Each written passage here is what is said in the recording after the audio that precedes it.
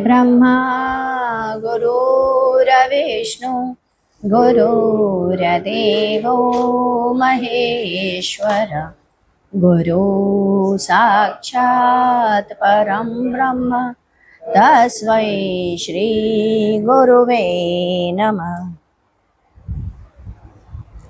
आइए हम लोग आगे की तरफ पढ़ते हैं। कल प्रणाम करने का मतलब पूछ रहे थे साहब, और उसको बता रहे थे गुरुदेव कि कैसे प्रणाम के माने होता है मैं प्रण करता हूँ कि मैं आज से आपके सामने झुका रहूँगा, सदैव नमन करता रहूँगा। उसी पर एक घटना का वर्णन करते हुए बताते हैं। एक गणिका की लड़की थी। वह लड़की अपनी माँ के साथ मंदिर में सामने बैठ करके गाया करती थी। वह कहा करती थी कि माँ का स्वर बड़ा अच्छा है, और बैठकर माँ के साथ मंदिर के सामने गाया करती। माँ गाते गाते विभोर हो जाती। श्रद्धा थी, जबकि लड़की माँ के गायन में बेसुध सी हो जाती। एक दिन की बात है कि माँ शरीर से उनकी अस्वस्थ हो गई। वह मंदिर नहीं जा सकी। अकेले उसकी लड़की ही मंदिर गई। लड़की ने कहा, मैं माँ की तरह नहीं गा सकूंगी, लेकिन फिर भी वह मजीरा ले करके बजाने लगी। बजाते बजाते वह भाव में डूब गई। उस दिन मंदिर में केवल पुजारी ही था। उसने देखा राम और सीता की मूर्ति में से माँ सीता की मूर्ति बाहर की तरफ जा रही है। पुजारी को कुछ समझ में नहीं आया। वह मूर्ति बाहर निकली और जहां वह लड़की बैठ करके गा रही थी, वहीं पर जा करके वह बैठ गई। वह मजीरा बजा रही थी। सीता जी गा रही हैं, ऐसा उसे प्रतीत होने लगा। उसे ज्ञान नहीं हुआ कि हो क्या रहा है। वह लिपट सी गई।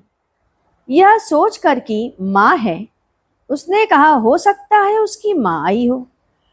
उसे बड़ा अच्छा लगा। वह लड़की सदैव वही गायन किया करती और वह गायन करने लगी। गाते गाते ऐसा लगा जैसे उसने अपना सिर उस गोद में रख दिया। लड़की का सिर वह हाथ से सहला रही हो।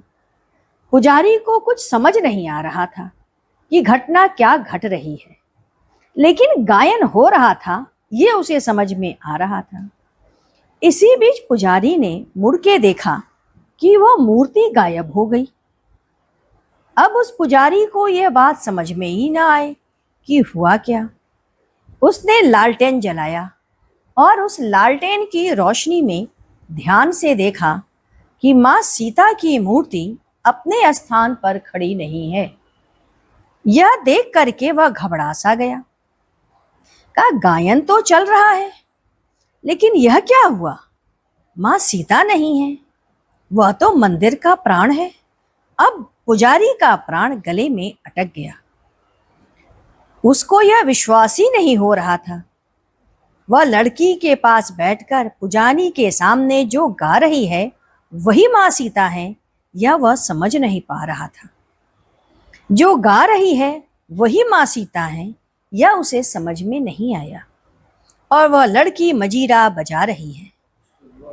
पुजारी अचानक ही चिल्ला पड़ा कि इस चीज को रोक दो, क्योंकि मूर्ति तो गायब हो गई है। जो वो चिल्लाया कि उसकी आवाज को सुन करके वह लड़की बेहोश हो गई। अंधेरा हो गया, एकदम धूप, और एकाएक ही वह लालटेन बुझ गया। ऐसा लगा जैसे उस लड़की को जो समाधि लगी थी वह असंप्रज्ञात समाधि थी। पुजारी ने लालटेन को पुनः जगाया। उस लालटेन की रोशनी से उसने उस मूर्ति की तरफ देखा। उस वक्त वह मूर्ति अपने स्थान पर दिखी। पुजारी अचंभे में था कि हमने जो पहले देखा वह ठीक था या जो बाद में देखा वह सत्य। उसे लगा कि यह क्या हुआ। हाथ ऐसा लग रहा था कि वह मूर्ति को ध्यान से देख रहा है या नहीं। जो वहां बैठी थी वह लालटेन पास ले जा करके ध्यान से देखने लगा। जब वह ध्यान से देखा तो माँ के हाथों में किसी उस लड़की के सिर का बाल जैसा कुछ लिपटा हुआ था। उसने सोचा, यह तो बड़ा अशुद्ध हो गया। मनुष्य का बाल भगवान की मूर्ति में लग गया। पुजारी गोदावरी नदी का जल लेकर आया और उस जल से मूर्ति को नहलाया धुलाया। बड़ी कठिनाई के साथ उनके हाथों से लिपटा हुआ वह बाल उसे अलग किया और उसे ले जाके बाहर फेंक दिया। उसने कहा, यह तो बहुत ही अनुचित हो गया। मूर्ति को स्नान कराया। माँ सीता का वस्त्र ऐसा लगा जैसे फट गया हो। उनका वस्त्र बदला, तिलक लगाया। उसकी चिंता कुछ कम हुई। फिर उसने आरती की। आरती के बाद उसने प्रार्थना किया, हे माँ, लगता है किसी शैतान ने अपना बाल आपके ऊपर लगा दिया, मुझे क्षमा कर देना। माँ और मंदिर दोनों की व्यवस्था करके मंदिर बंद करके वह चला गया। दूसरे दिन प्रातः काल पुजारी आया।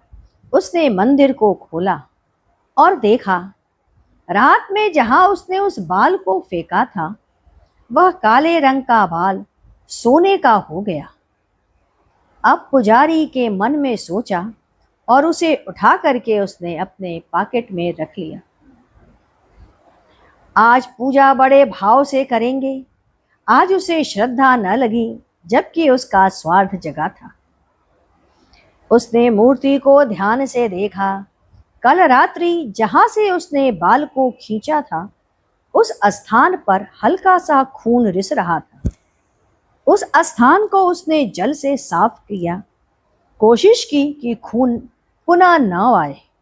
सृष्टि में अमंगलकारी लगता है घटना होने वाली है, इसीलिए यह खून आ रहा है। यह पुजारी की सोच बनी और यही उसने कहा। इधर लड़की को होश आया। वह अपने घर गई। जब घर पहुंची माँ उसकी स्वस्थ होने लगी। उसने कहा, माँ, तुम स्वस्थ हो गई। आज तुमने बड़ा ही अच्छा गाना गाया। माँ ने सोचा, लड़की तो होशे में नहीं है। लड़की ने कहा, आज पुजारी ने प्रसाद नहीं दिया। माँ, ठीक है, रहने दो, आज पानी पी करके ही सो लेंगे। प्रातः काल हुआ। लड़की सोकर उठी। उसने अपने हाथ में लोहे का जो कड़ा पहना था वह सोने की तरह चमक रहा था। उसे बड़ा अजीब लगा। गले में वह तांबे की जंजीर जो पड़ी थी वह भी सोने की तरह चमक रही थी। माँ ने उसे देखा। हाथ का कड़ा, गले का जंजीर, सब सोने का। ये श्यामला रंग का कैसे हो गया रात भर में?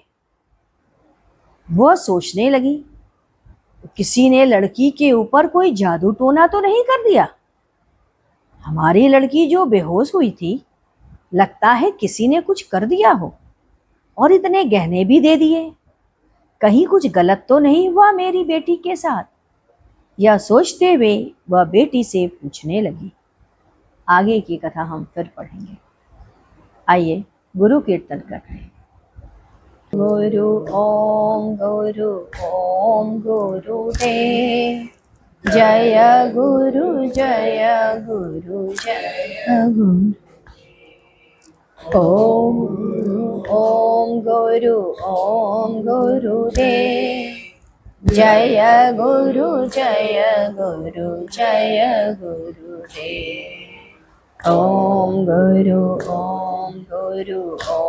गुरुदेव जय गुरुदेव। ओम गुरुदेव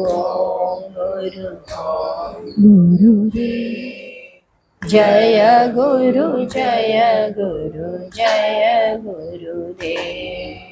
बोलिए सद्गुरुदेव महाराज की जय। सद्गुरु तुम्हें शत शत नमन। सद्गुरु तुम्हें शत शत नमन सद्गुरु तुम्हें शत शत नमन।